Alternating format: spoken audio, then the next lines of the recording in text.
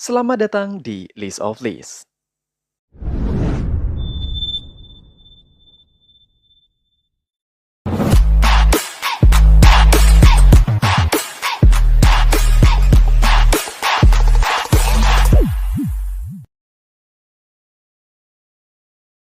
Halo semua, apa kabar kalian? Mimin harap kalian baik-baik aja. Setelah sekian lama, akhirnya manhwa kembalinya Sekte Gunung Berbunga untuk kembali membahasnya. Seperti biasa, sebelum lanjut ke ceritanya, jangan lupa untuk tekan tombol subscribe, like, dan juga komen. Dan bagi kalian yang baru aja nonton video ini, ada baiknya kalian tonton dulu video part sebelumnya agar ceritanya nyambung. Link videonya sudah kami cantumkan di deskripsi video ini, atau kalian bisa cek di playlist. Tanpa berlama-lama, mari kita bahas tuntas. Cerita kita lanjutkan. Di pembahasan terakhir, Song Baik meminta untuk duel kembali pada Chun Myung. Song Baik tahu jika duel sebelumnya, Chun Myung sengaja menipunya untuk menyelesaikan duel dengan cepat. Dan karena semua telah selesai dengan baik, dia bisa mengerti mengapa Chun Myung melakukannya. Chun Myung tidak terima bahwa Song Baik mengatakan bahwa dia telah menipunya dan menanyakan apa hubungannya dengan duel. Song Baik menjawab, dia dipermalukan, seluruh hal yang berkontribusi pada penyelesaian kejadian tersebut. Dan menurutnya, itu semua terjadi atas dasar ketidakmampuannya. Dia masih heran saat duel pertama, kenapa Chun Myung sampai kalah di saat Song Baik mau menyelesaikan serangannya. Chun Myung menanyakan lagi, apakah Song Baik benar-benar ingin melakukan duel lagi dengannya? Song Baik menjawab iya benar. Song Baik berkata, walaupun cukup sulit untuk dipercaya, tapi dia tahu bahwa Chun Myung lebih kuat darinya dari segi seni bela diri. Dia hanya ingin mengerti apa yang terjadi pada saat duel pertama. Chun Myung berkata, mungkin Song Baik akan menyesal. Tapi dengan percaya diri, Song Baik berkata bahwa dia tetap ingin melakukannya. Sekarang Chun Myung dan Song Baik sudah berada di area pertarungan. Song Baik melihat Chun Myung dan berkata dalam hatinya, Chun Myung begitu kecil. Mungkin Chun Myung 10 tahun lebih muda darinya. Setidaknya satu generasi di bawahnya, dan itu seperti muridnya sendiri. Walaupun situasinya seperti itu, Song Baik berpikir, mengapa dia merasakan tekanan yang berat dari Chun Myung, seolah-olah dia sedang berhadapan dengan salah satu tetua. Song Baik kelihatan gemetar dan keringat dingin. Apakah hal tersebut benar-benar tekanan yang dipancarkan oleh seorang anak kecil seperti Chun Myung? Atau dia hanya berhalusinasi? Song Baik berkata, dia harus memastikannya dengan matanya sendiri. Walaupun Chun Myung tidak terlihat seperti sedang terintimidasi, tapi dia selalu berjaga dengan ketat seolah berhadapan dengan seekor macan. Melihat gerakan yang dibuat oleh Song Baik, Chun Myung berkata lumayan juga, cukup tangguh sepertinya. Semakin kuat indranya, semakin banyak yang bisa dilihat dalam sebuah situasi. Dan itulah yang menaikkan potensi seseorang. Semakin banyak dia berlatih, dia akan berkembang berkali lipat dibandingkan dengan sepantarannya. Dia mungkin bisa menjadi pedang utama Sekte Ujung Selatan. Chun Myung menanyakan pada dirinya sendiri, apakah dia harus memberi Song Baik pelajaran? Pertarungan akan dimulai. Chun Myung meminta Song Baik untuk maju. Song Baik mulai mengeluarkan teknik pedangnya yang terlihat seperti banyak. Chun Myung terkejut, itu adalah pedang ilusi. Sejak kapan Sekte Ujung Selatan menggunakan pedang ilusi? Song Baik berteriak, mohon berhati-hati. Dia tahu ketidakmampuan dirinya sendiri, tapi dia tetap akan mengerahkan seluruh kemampuannya dari awal. Song Baik menebaskan pedang dengan teknik pedang ilusi. Kekuatan yang dikeluarkan pedang tersebut terlihat sangat kuat. Dia berkata, dia akan menggunakan seni bela diri baru dari Sekte Ujung Selatan. 12 movement Snow Flower Sword untuk menghadapi Chun Myung. Chun Myung terkejut melihat teknik yang dikeluarkan oleh Song Baik. Dia mulai membalas serangan Song Baik. Dengan mudah, Chun Myung bisa membuat Song Baik terpental dan muntah darah. Chun Myung memegang baju Song Baik. Dengan kesal dan amarah, Chun Myung menanyakan dari mana Song Baik mempelajari teknik itu. Dengan terbata-bata, Song Baik menanyakan apa maksud Chun Myung. Chun Myung berpikir, Song Baik bisa saja menipu semua orang dengan 12 movement Snow Flower Sword, tapi tidak dengan dirinya, karena dia mengenal dengan sangat baik seni bela diri yang digunakan Song Baik itu. Itu adalah seni bela diri yang mengandung esensi terdalam Gunung Berbunga. Salah satu gerakan dari teknik pedang 24 movement Plum Blossom, Infinite Plum Blossom, teknik pedang 24 movement Plum Blossom yang telah hilang bahkan dalam Sekte Gunung Berbunga itu sendiri. Dengan sangat marah, Chun Myung menanyakan mengapa Song Baik bisa menggunakannya. Chun Myung menarik baju Song Baik dan mengangkatnya. Song Baik berkata dalam hatinya, Apakah jaraknya dengan Chun Myung begitu besar? Dia merasakan horor seperti menghadapi seorang iblis, dan berpikir dia akan mati. Song Baek sudah kehilangan kesadarannya. Di sebuah ruangan, terlihat Song Baek yang baru saja sadar. Dia heran melihat seluruh tubuhnya dibalut perban. Tiba-tiba Chun Myung berkata, organ dalam Song Baek yang berantakan mulai memulih. Dia tidak akan lama sembuh dari lukanya. Song Baek bingung dengan keadaannya. Chun Myung melanjutkan, apa itu yang disebut seni bela diri baru Sekte Ujung Selatan? 12 Movement Snow Flower Sword? Song Baek menjawab bahwa itu benar. Chun Myung berkata dalam hatinya, Sekte Ujung Selatan mungkin yakin jika Sekte Gunung Berbunga tidak akan mengenalnya, bahkan digunakan secara terang-terangan. Karena tidak seorang pun di Sekte Gunung Berbunga yang mengingat teknik pedang 24 Movement Plum Blossom. Mereka menganggap konyol Sekte Gunung Berbunga. Chun Myung menanyakan, siapa saja yang mempelajari seni pedang tersebut? Song Baek menjawab, murid kelas menengah ke atas. Dia mendengar para tetua tidak pernah mempelajari seni pedang itu. Yang mempelajarinya adalah murid kelas atas dan menengah.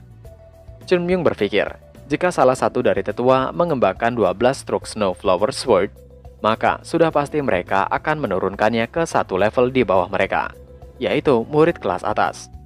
Dengan amarah yang besar, Chun Myung berkata, itu artinya orang yang menyelesaikan seni pedang tersebut masih berada dalam Sekte Ujung Selatan. Kembali ke masa lalu, ketika Sekte Gunung Berbunga diserang oleh Sekte Heavenly Demon, hampir semuanya tidak berdaya karena pembantaian tak berakhir di seluruh gunung. Anggota yang tersisa dari Sekte Gunung Berbunga hanyalah anak-anak. Mungkin saat itulah mereka dibantu oleh pahlawan dari Sekte Ujung Selatan. Jika Sekte Ujung Selatan tidak membantu Sekte Gunung Berbunga yang sedang diserang oleh Sekte Heavenly Demon, mereka pasti akan dikritik oleh Jianghu. Masalahnya adalah, di antara mereka ada yang hanya berpura-pura membantu, tapi malah mencuri buku manual seni bela diri Sekte Gunung Berbunga. Apa mungkin bukan Sekte Heavenly Demon yang membuat Sekte Gunung Berbunga terbakar? 100 tahun yang lalu, Sekte Gunung Berbunga sudah mempertaruhkan nyawanya untuk menyelamatkan Jianghu dari krisis.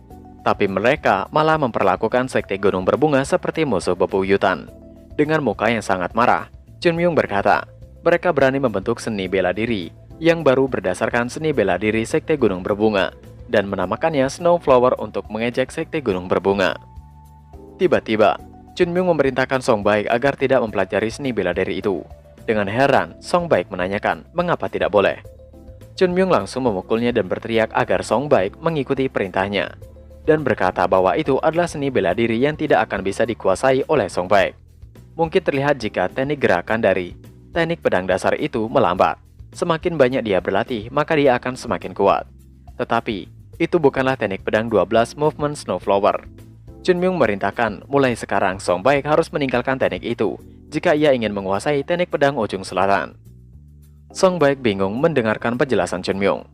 Chun Myung heran bagaimana bisa seorang dari Sekte Ujung Selatan sendiri tidak mengerti tentang gaya pedangnya. Dari seluruh gerakan yang ada, kenapa Song Baek memilih gerakan yang mencolok dan penuh dengan langkah transisi? Chun Myung berpikir, apa mungkin dirinya yang menyebabkan semua itu terjadi? Karena dia selalu bisa mengalahkan orang dari Sekte Ujung Selatan, walaupun Sekte Ujung Selatan selalu menjadi 10 sekte besar. Dia menyesal, jika saja dia bagian dari Sekte Ujung Selatan, dia pasti sudah dijuluki sebagai Supreme Sword mereka. Sekarang masalahnya adalah, bagaimana bisa Sekte Ujung Selatan melakukan sesuatu tanpa mengetahui apapun? Song Baek masih kebingungan, tapi Chun Myung memutuskan untuk pergi dari ruangan tersebut. Song Baek menahannya, tapi Chun Myung meminta untuk Song Baek melupakan apa yang dikatakannya dan menyuruh Song Baek menentukan pilihannya sendiri untuk mencari tahu apa yang diperlukan untuk perkembangannya dan menjadikannya sebagai aksi. Song Baek berdiri dan dengan sangat dia berterima kasih kepada Chun Myung. Chun Myung menyesali karena dia tidak bisa menerobos masuk ke Sekte Ujung Selatan dan merobohkannya, karena dia tidak sekuat dulu. Dia bertekad untuk menjadi lebih kuat lagi, karena Jianghu adalah tempat di mana hanya orang-orang kuat yang berhak untuk tinggal. Di Sekte Gunung Berbunga terlihat Jogul dan Yun Jong mengkhawatirkan keberadaan Chun Myung. Terdengar di ruangan pemimpin sekte. Yun Jong, pemimpin bagian keuangan dengan agen ekonomi, sedang berteriak dan marah karena Chun Myung sudah absen 7 hari tanpa izin. Yun Sang yang menjadi penanggung jawab aula latihan menenangkannya dan berpikir bisa jadi Chun Myung kecelakaan. Ia menyarankan untuk pergi mencarinya. Pemimpin sekte menyetujuinya. Tapi tiba-tiba terdengar ada yang berteriak bahwa Chunmyung sudah kembali. Semua pemimpin sekte keluar dari ruangan dan mencari keberadaan Chunmyung. Hyun-yong mengingatkan agar memberi Chunmyung hukuman agar Chunmyung tidak berbuat seperti itu lagi. Ungam menambahkan bahwa Chunmyung harus dikurung dalam gedung pertobatan selama setengah tahun. Tetapi pemimpin sekte tidak menyetujuinya. Namun semua pengurus sekte Gunung Berbunga menyetujui pendapat Ungam bahwa Chunmyung harus dikurung selama setengah tahun. Tiba-tiba Chunmyung memasuki kawasan sekte Gunung Berbunga dan langsung memberi hormat kepada pemimpin sekte. Pemimpin sekte lalu menanyakan alasan kepergiannya. Dengan santai Chunmyung menjawab, dia tidak punya pilihan selain melakukannya. Hal tersebut membuat Hyun-yong menjadi sangat marah. Pemimpin sekte menambahkan, Chunmyung tidak bisa meyakinkan mereka, maka dia akan diberi hukuman atas tindakannya. Chunmyung bingung mau menjelaskannya. Tiba-tiba terdengar seseorang mengatakan jangan menghukumnya. Itu adalah Tetua Wang. Semua orang dari sekte Gunung Berbunga terkejut dengan kedatangan Tetua Wang. Pemimpin sekte mengatakan bahwa seminggu yang lalu mereka menerima pesan bahwa Tetua Wang sedang sakit. Tetua Wang menjawab, itu benar. Tapi berkat Taois muda Chunmyung, Tetua Wang terselamatkan. Oleh karena itu, Tetua Wang meminta agar Chunmyung tidak dimarahi dan dihukum. Di salah satu ruangan sekte Gunung Berbunga, Chunmyung meminta untuk menjelaskan apa yang terjadi di Guild Pedagang Yuna. Chunmyung berpikir keras. Dia tidak mungkin menjelaskan yang sebenarnya terjadi. Dia mencari alasan bahwa dia sebelumnya seorang pengemis yang memakan makanan sembarangan. Jadi dia bisa tahu bahwa Tetua Wang keracunan makanan dan mengobatinya. Dan semua tetua pun mempercayainya. Tapi di sana masih terjadi perdebatan antara mau menghukum Chunmyung atau tidak. Tiba-tiba pemimpin sekte marah karena menurutnya hal yang dilakukan Chunmyung sangat tepat. Nyawa lebih penting daripada kehormatan.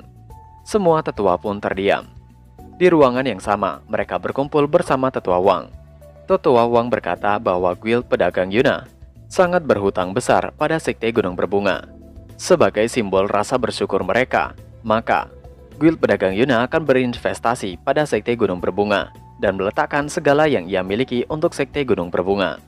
Kemudian Tetua Wang menanyakan apa yang sedang dibutuhkan oleh sekte Gunung Berbunga dan ia akan menyediakannya.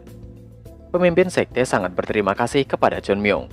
Tidak hanya membawa berkat, Chunmyung juga membawa tamu terhormat yang akan membantu menyebarkan nama sekte Gunung Berbunga. Semuanya sangat senang dan bangga dengan Chunmyung karena keberuntungan sekte Gunung Berbunga akhirnya kembali.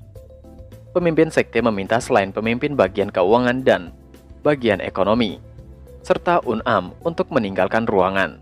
Mereka akan berdiskusi tentang bisnis yang akan dilakukan dengan Tetua Wang. Tetua Wang memberi syarat agar semua uang yang dihasilkan bisa digunakan untuk perkembangan sekte Gunung Berbunga, serta mereka harus lebih mendukung Chunmyung lagi. Unam menyarankan bagaimana jika Chunmyung diizinkan untuk mempelajari manual seni bela diri rahasia yang ditemukan sebelumnya, yaitu pedang Falling Petals dan pedang Seven Plum Blossom. Tapi Hyun-yong bersikeras dan tidak setuju dengan pendapat Unam. Menurutnya itu tidak pantas dikatakan sebagai hadiah. Hyun-yong sangat bersyukur atas keuangan yang mereka terima atas perbuatan Chunmyung, karena sebelumnya dia sangat kesusahan untuk mengatur keuangan sekte Gunung Berbunga yang merupakan neraka bagi Hyun-yong sebagai pemimpin keuangan dan agensi ekonomi. Hyun-yong bersikeras agar pemimpin sekte memberi Chunmyung hadiah yang layak dan besar. Di satu sisi, terlihat Chunmyung sedang berbicara dengan Tetua Wang. Tetua Wang mengatakan bahwa dia tidak tertarik dengan sekte Gunung Berbuka jika tidak ada Chunmyung di dalamnya.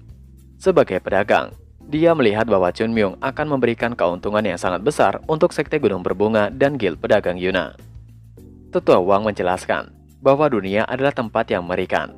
Ada begitu banyak hantu dan iblis, banyak dari mereka yang dengan mudah membunuh demi keuntungan mereka.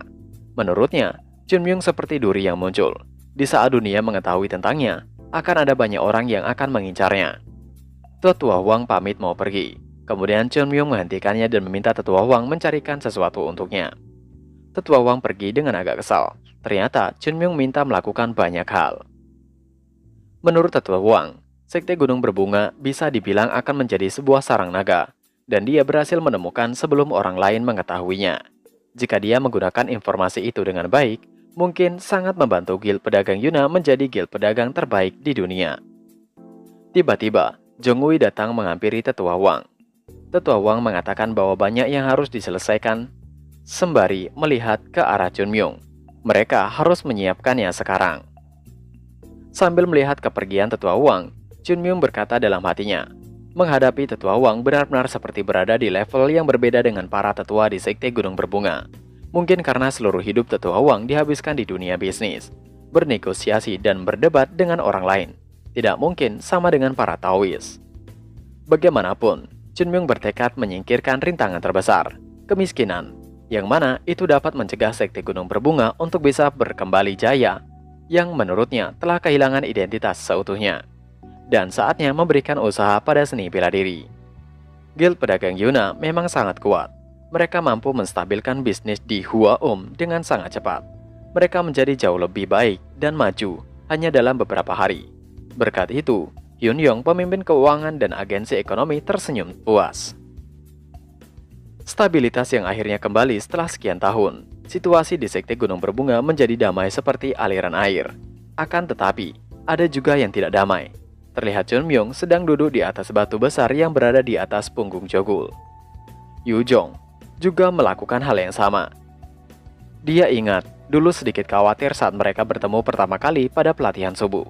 Dia tidak yakin jika latihan fisik simpel seperti itu akan efektif. Karena seni pedang Sekte Gunung Berbunga itu didasarkan pada variasi kecepatan tinggi dan gerakan tipuan.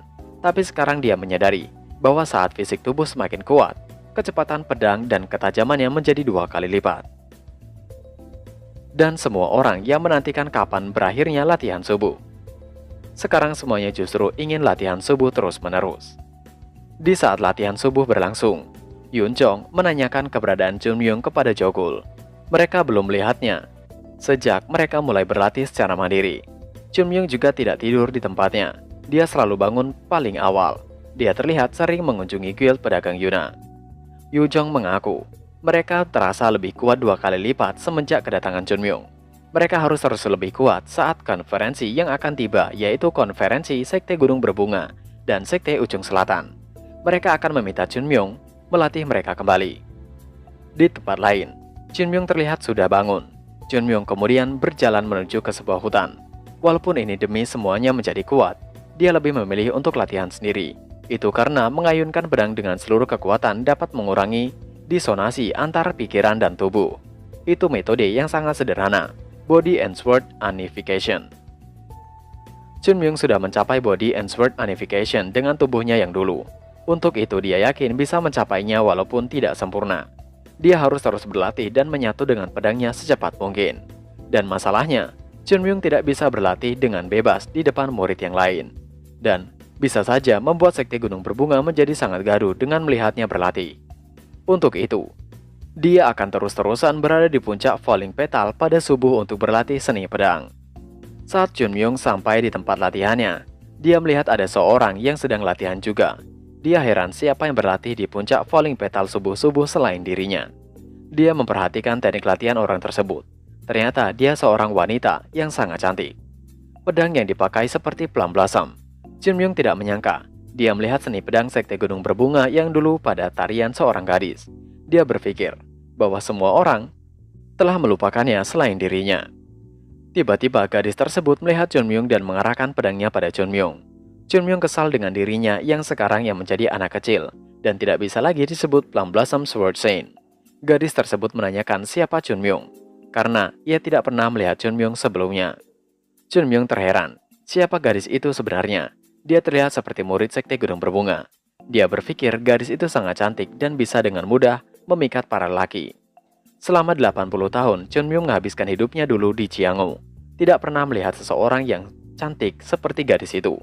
Jika sekarang dia tidak berada di tubuh anak kecil, mungkin dia sudah tergila-gila kepada gadis itu. Gadis itu semakin mendekatkan pedangnya di leher Chunmyung. Dia berteriak menanyakan siapa Chunmyung sebenarnya. Chunmyung menunjuk lambang yang ada di bajunya dan mengatakan, jika dia adalah murid Sekte Gunung Berbunga. Gadis tersebut heran, karena tidak pernah melihat Chunmyung sebelumnya. Ia menanyakan apakah Chunmyung murid kelas bawah. Chunmyung mengiyakan. Gadis itu melanjutkan, bukankah murid kelas bawah tidak boleh keluar dari sekte setelah gelap? Chunmyung menjawab bahwa dia mendapatkan izin dari ketua sekte. Gadis itu tidak percaya bahwa pemimpin sekte mengizinkan murid kelas bawah. Chunmyung meyakinkan bahwa murid Gunung Berbunga tidak berani berbohong dengan mengatasnamakan pemimpin sekte. Chunmyung meminta gadis itu menyingkirkan pedangnya. Gadis itu mengatakan bahwa melihat orang berlatih itu tidak boleh. Chunmyung menjawab dia berlatih setiap hari di sana sehingga kemarin, dan mengatakan gadis itulah yang tiba-tiba muncul. Mereka mulai berkenalan. Gadis itu ternyata bernama Yoo Seol, dari murid kelas menengah. Jadi, Yoo Seol adalah Sahyung bagi Chunmyung. Gadis itu terlihat sangat polos, bahkan menurut Chunmyung dia begitu bodoh. Yoo Seol beranjak pergi dan berniat menanyakan kepada pemimpin sekte, apakah yang dikatakan Chunmyung itu benar. Chunmyung tidak peduli, karena dia harus mulai mencari tempat baru untuk latihan. Chunmyung sudah berada di sekte Gunung Berbunga. Dia heran melihat suasana di dalamnya begitu murung sejak dia membalikan asrama White Plum Blossom. Yunjong mengatakan bahwa itu semua karena mereka mendengar para Sahyung sudah kembali. Dan chapter pun berakhir. Nah, itu tadi adalah pembahasan manhwa Kembalinya Sekte Gunung Berbunga part ke-10. Sebelum mengakhiri video ini, kami ingatkan untuk kalian bahagia dan sehat selalu. Terima kasih sudah menonton video ini dan sampai jumpa lagi di video selanjutnya. Jana.